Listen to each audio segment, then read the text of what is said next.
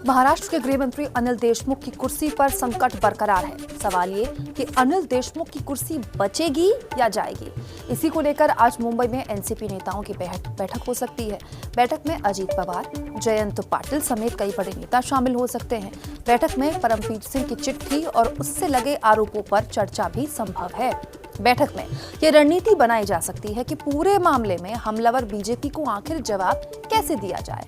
आपको याद दिला दें, हटाए जाने के बाद परमवीर सिंह ने सीएम को बाकायदा चिट्ठी लिखी थी जिसमें आरोप लगाया गया था कि गृहमंत्री बाजे के जरिए हर महीने 100 करोड़ की वसूली की जाती है। रविवार को दिल्ली में पवार के घर पर महाविकास अघाड़ी नेताओं की बैठक हुई।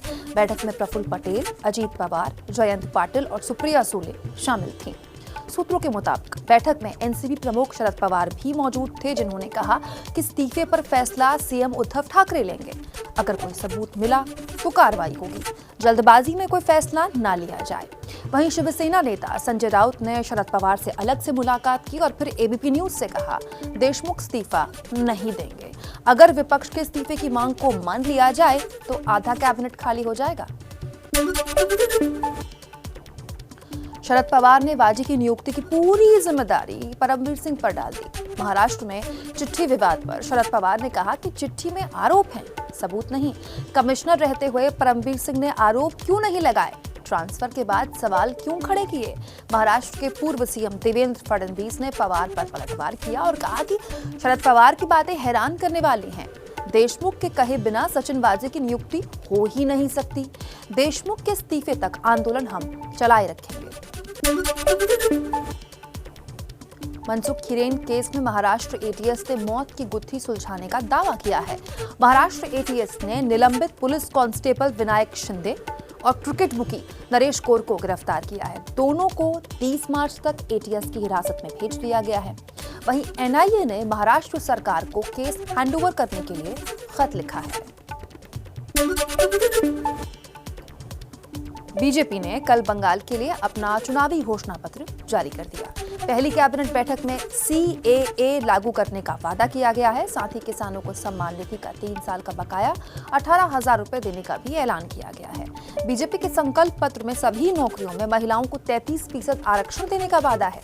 पब्लिक ट्रांसपोर्ट में महिलाओं को मुफ्त यात्रा और लड़कियों को केजी से पीजी तक मुफ्त शिक्षा का संकल्प पत्र में जिक्र किया गया है।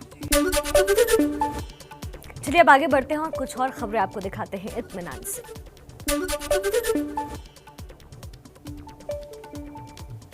बंगाल के लिए संकल्प पत्र जारी करने के मौके पर गृह मंत्री अमित शाह ने कहा, ये सिर्फ घोषणा पत्र नहीं है बल्कि बंगाल के लिए हमारा संकल्प है। वहीं टीएमसी ने बीजेपी के घोषणा पत्र को जुमला बता डाला और कहा कि बीजेपी का घोषणा पत्र गुजरात के लोगों ने जारी किया है। बीजेपी का घोषणा पत्र एक जुमला है और कुछ नहीं। टीएमसी अपना घोषणा पत्र पहले ही जारी कर चुकी है।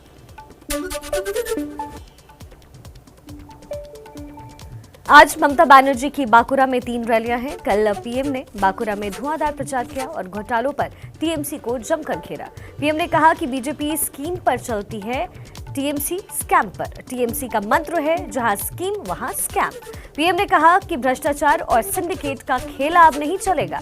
वहीं मोदी ने बांकुरा में रैली के दौरान कहा कि असली परिवर्तन होने वाले हैं। 2 मई दीदी गई, दीदी मुझे लात मार सकती है लेकिन मैं बंगाल की जनता के भविष्य को लात नहीं मारने दूंगा।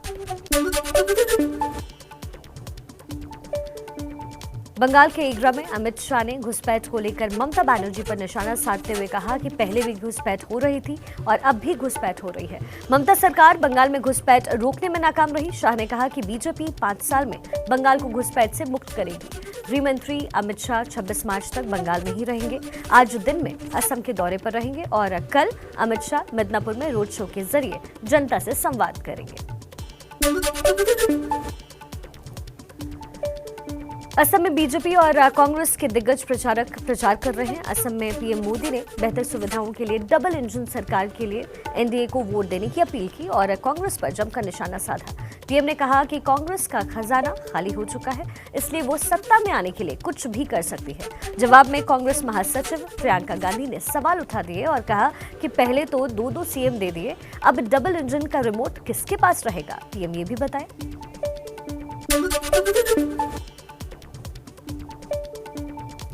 बीजेपी ने पश्चिम बंगाल में बांकुरा के सलतोरा सीट से एक मजदूर परिवार को अपना उम्मीदवार बनाया। बीजेपी ने महिला चंदना बावरी को सलतोरा विधानसभा सीट से टिकट देकर उम्मीदवार बनाया है। चंदना के पति और चंदना मनरेगा में मजदूरी करते रहे हैं।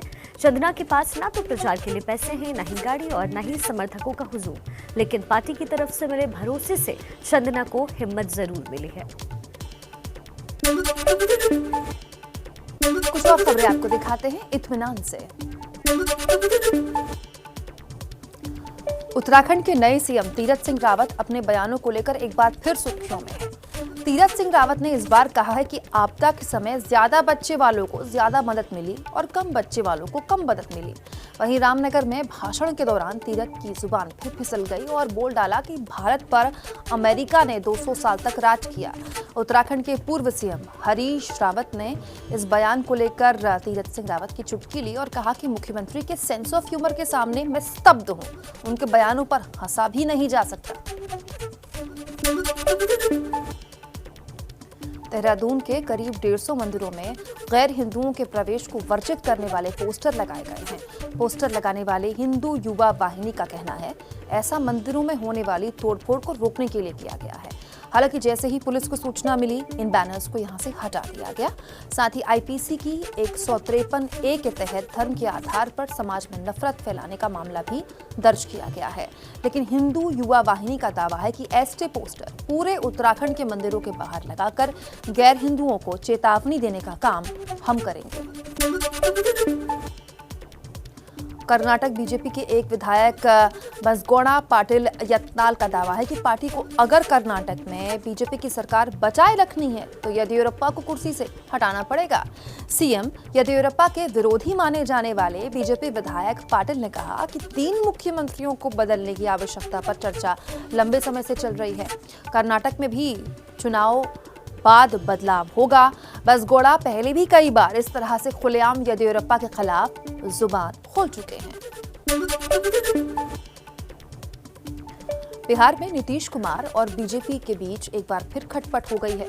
कटिहार में 100 बेड के नए सदर अस्पताल और 100 बेड के जच्चा बच्चा अस्पताल का शिलान्यास कार्यक्रम था, लेकिन नीतीश का ही चेहरा नहीं होने से विवाद खड़ा हो गया। स्थानीय अखबारों के मुताबिक तो जेडीयू विधायक और स्थानीय नेता नाराज होकर कार्यक्रम छोड़कर चले गए।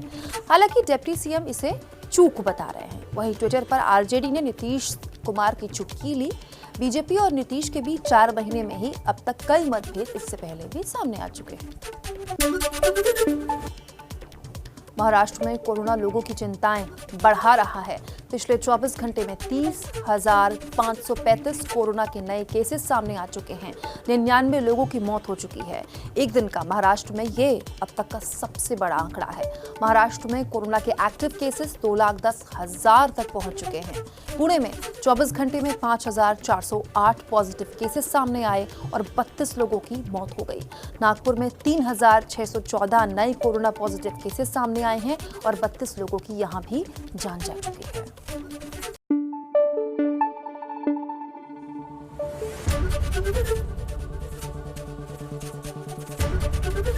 एबीपी न्यूज आपको रखे आगे।